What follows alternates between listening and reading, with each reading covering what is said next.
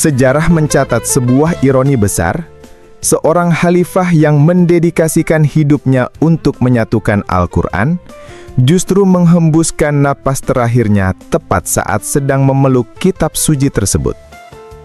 Assalamualaikum warahmatullahi wabarakatuh.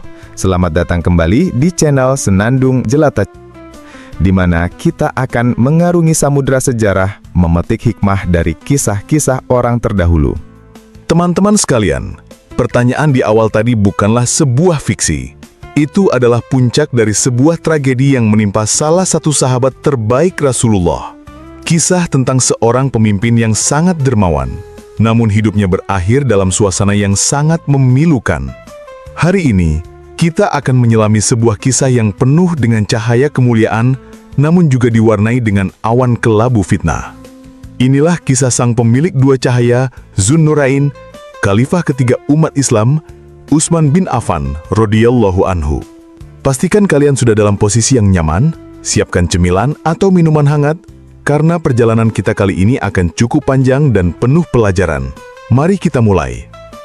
Kisah kita dimulai pada saat-saat terakhir kehidupan seorang pilar Islam, Umar bin Khattab. Setelah mengalami insiden penyerangan saat memimpin sholat subuh dan menyadari ajalnya semakin dekat, Umar dihadapkan pada satu tugas terakhir yang sangat krusial, menentukan siapa yang akan menggantikannya. Dengan kebijaksanaannya, beliau tidak menunjuk satu orang pun secara langsung. Beliau membentuk sebuah Dewan Syura, komite pemilihan yang terdiri dari 6 sahabat terbaik yang dijamin masuk surga. Mereka adalah Ali bin Abi Thalib, Utsman bin Affan, Abdurrahman bin Auf, Sa'ad bin Abi Waqqas, Zubair bin Awam, dan Thalhah bin Ubaidah. Bayangkan suasananya, teman-teman. 6 tokoh terbaik umat berkumpul memikul amanah seluruh dunia Islam di pundak mereka. Setelah musyawarah yang mendalam selama 3 hari, keputusan akhir ada di tangan Abdurrahman bin Auf. Ia bertanya kepada Ali dan Utsman dengan pertanyaan yang sama. Apakah engkau akan memerintah sesuai dengan kitabullah, sunnah rasulnya, dan jejak 2 khalifah sebelumnya? Ali bin Abi Thalib menjawab, aku akan berusaha sesuai dengan kemampuanku. Sebuah jawaban yang sangat jujur. Lalu, pertanyaan yang sama diajukan kepada Utsman bin Affan. Dengan mantap, beliau menjawab, iya, aku akan melakukannya. Maka Abdurrahman bin Auf pun membayat Utsman bin Affan, diikuti oleh seluruh sahabat yang hadir. Dimulailah era kekhalifahan Utsman bin Affan, sebuah era yang akan membawa umat Islam ke puncak kejayaan sekaligus ke jurang ujian yang pertama. Pemerintahan Utsman bin Affan berlangsung selama 12 tahun. Yang terpanjang di antara Khulafaur Rasyidin, 6 tahun pertamanya adalah masa keemasan yang penuh kedamaian dan kemakmuran. Gebrakan beliau sangat luar biasa. Pertama, konsolidasi dan perluasan wilayah dakwah. Panji-panji Islam berkibar lebih jauh lagi hingga ke Afrika Utara, menaklukkan kembali wilayah yang sempat bergejolak, dan merambah jauh ke timur hingga perbatasan Asia Tengah. Kedua, dan ini sangat visioner, pembentukan Angkatan Laut Islam yang pertama. Sebelumnya umat Islam adalah orang darat, namun Utsman melihat pentingnya kekuatan maritim untuk melindungi wilayah pesisir. Atas persetujuannya, Muawiyah bin Abi Sufyan di Syam membangun armada laut pertama dalam sejarah Islam. Hasilnya, kekuatan baru ini berhasil melindungi pesisir dan menaklukkan Pulau Kiprus, sebuah titik awal dominasi laut umat Islam di masa depan. Di masa beliau, kesejahteraan ekonomi meningkat pesat. Beliau juga melakukan proyek-proyek publik yang monumental, seperti memperluas Masjid Nabawi dan Masjidil Haram secara signifikan. Sampai di sini, kita melihat sosok pemimpin yang sukses dan membawa kemajuan.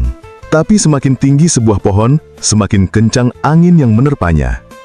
Nah teman-teman, sebelum kita masuk ke bagian yang lebih krusial dan penuh gejolak, saya mau ajak kalian sejenak untuk mendukung channel ini. Jika kalian menikmati kisah-kisah penuh hikmah seperti ini, jangan ragu untuk menekan tombol like dan subscribe di bawah ini. Setiap dukungan dari kalian adalah energi bagi kami untuk terus berkarya. Terima kasih banyak ya. Oke, kita lanjutkan. 6 tahun kedua pemerintahan Utsman adalah masa di mana benih-benih perpecahan mulai disemai. Ada 2 kebijakan utama beliau yang, meskipun niatnya sangat mulia, justru dijadikan bahan oleh pihak-pihak yang tidak senang untuk menyebar isu. Kebijakan pertama, standarisasi Al-Quran. Ini adalah warisan terbesar Utsman bin Affan. Al-Quran yang kita baca hari ini, seragam di seluruh dunia, adalah hasil dari proyek besar di masa beliau. Masalahnya muncul ketika Islam meluas dan banyak orang non-Arab membawa dialek bacaan yang berbeda. Sahabat Hudzaifah bin Yaman khawatir ini akan memicu perselisihan seperti yang terjadi pada umat-umat sebelumnya. Ia melapor kepada Khalifah, "Selamatkanlah umat ini sebelum mereka berselisih tentang kitab mereka." Utsman mengambil langkah tegas. Beliau membentuk tim untuk menyalin ulang Al-Quran dalam satu dialek standar, yaitu dialek Quraisy. Salinan standar ini, yang dikenal sebagai Mushaf Utsmani, dikirim ke seluruh penjuru negeri. Adapun catatan-catatan pribadi atau mushaf lain yang tidak standar, beliau memerintahkan agar dikumpulkan dan dimusnahkan untuk mencegah perdebatan di masa depan. Tindakan ini disetujui oleh para sahabat besar, termasuk Ali bin Abi Thalib.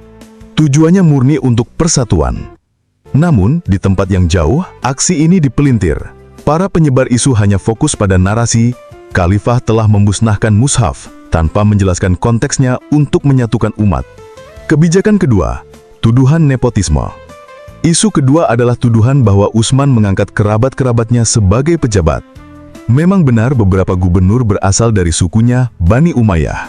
Namun, dari sudut pandang Utsman, beliau mengangkat orang yang beliau anggap cakap dan bisa dipercaya. Seperti Muawiyah yang kinerjanya sudah terbukti sejak zaman Umar. Namun, bagi para penentangnya, ini menjadi alat untuk menyebar narasi bahwa Khalifah lebih mementingkan keluarga. Kedua isu ini, standarisasi mushaf dan pengangkatan pejabat, menjadi amunisi utama untuk menyulit ketidakpuasan. Di tengah semua ini, Utsman adalah pribadi yang lembut hati dan pemaaf. Beliau lebih memilih jalur dialog daripada kekerasan. Sifat mulianya ini, sayangnya disalahartikan sebagai kelemahan oleh para penentangnya. Isu-isu yang disebar secara masif akhirnya membuahkan hasil. Ratusan orang dari berbagai provinsi yang terhasut bergerak menuju Madinah dengan dalih ingin beribadah. Setibanya di sana, mereka langsung bergerak mengepung kediaman Khalifah Utsman bin Affan. Coba kita renungkan situasinya, teman-teman. Pemimpin tertinggi dunia Islam, seorang sahabat senior, dikepung di rumahnya sendiri. Mereka menyerukan tuduhan-tuduhan berat dan menuntutnya untuk mundur. Para sahabat di Madinah seperti Ali, Tolha dan Zubair segera mengirim putra-putra mereka yang termasuk Hasan dan Husain untuk membentuk barisan pelindung di depan pintu rumah Utsman. Tapi, apa kata Utsman?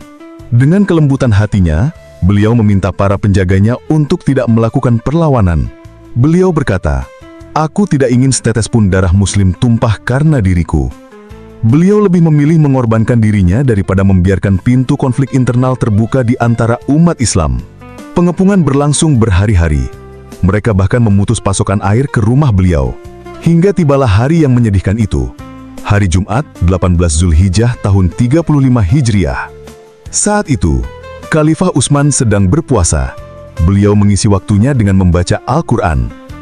Sekelompok orang dari para pengepung berhasil menemukan cara untuk masuk ke dalam rumah. Mereka mendapati sang Khalifah, seorang yang sudah lanjut usia, sedang khusyuk membaca firman Allah.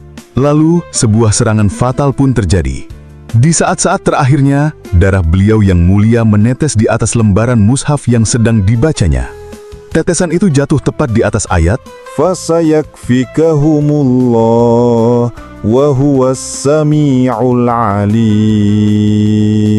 Maka Allah akan memelihara kamu dari mereka, dan dialah yang maha mendengar lagi maha mengetahui. Quran Surat Al-Baqarah ayat 137. Inna lillahi wa inna ilaihi raji'un. Utsman bin Affan, sang pemilik dua cahaya, wafat dalam keadaan syahid. Wafatnya beliau bukan hanya akhir dari sebuah kehidupan, tapi juga menjadi gerbang dari periode ujian besar pertama dalam sejarah Islam yang dikenal sebagai Al-Fitnatul Kubra. Sahabat sekalian, kisah Utsman bin Affan adalah lautan pelajaran. Beliau mengajarkan kita tentang kedermawanan, visi kepemimpinan, dan pengorbanan. Namun pelajaran terbesarnya adalah tentang bahaya fitnah. Bagaimana informasi yang dipelintir dan kebencian yang disebar bisa menghancurkan sebuah umat dari dalam. Kisah beliau adalah pengingat abadi bahwa persatuan umat adalah hal yang sangat berharga dan beliau rela menjadi korban untuk menjaganya. Warisan terbesarnya, Mushaf Utsmani, hingga hari ini terus kita baca. Setiap huruf Al-Quran yang kita lafalkan, semoga pahalanya juga mengalir untuk beliau. Apa pelajaran terbesar yang kalian dapatkan dari kisah Khalifah Utsman bin Affan? Tuliskan pendapat kalian di kolom komentar. Mari kita berdiskusi dan mengambil hikmah bersama. Terima kasih sudah menyimak sampai akhir. Semoga kisah ini bisa menambah kecintaan kita kepada para sahabat Nabi.